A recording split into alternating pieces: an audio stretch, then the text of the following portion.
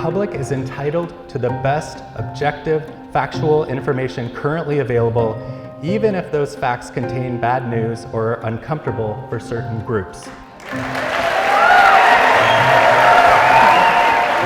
There's been a steady drumbeat of news reminding us about water quality issues in Iowa. Weekly warnings to not swim in certain lakes, rivers, and streams.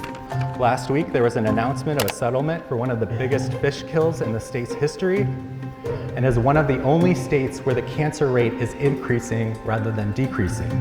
Everywhere we go, we're getting reports from people who say that they did everything right, they never drank, they never smoked, they jogged their whole life, and yet whole clusters of people in their community who are not genetically related are getting cancer. Can you talk about the drinking water report and what the findings were? One of the conclusions was that 80% of the nitrates that are affecting Des Moines' drinking water are coming from agriculture. Agriculture plays a huge role in all of this, as noted from the scientists today, but it's not a surprise. You know, we regulate construction sites to contain their water on site when they build. That shouldn't be any different than the agricultural role, but we don't regulate it. In Iowa, there's this big elephant in the room, which is that we're the #1 leading state in confined animal feeding operations for hogs and for battery caged chickens, and also that we're the state that applies the most amount of synthetic fertilizers and chemical fertilizers. Starting in the next year, we're set to contract this network from about 80 sensors that we've had down to about 20. And with this, there is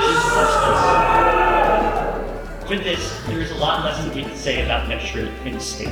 We simply won't be able to know which areas are most at risk. We simply won't be able to know what parts of the state are doing better, doing worse, partly getting better, or just getting worse. Our public officials don't have a political will. There's no political will.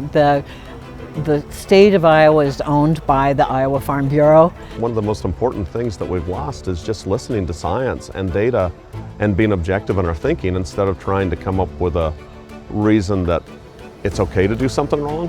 If there isn't a better way, we should still hold the ideal of finding one instead of just accepting this is all there is. Our public policy needs to be shaped by the best information available and by an informed public.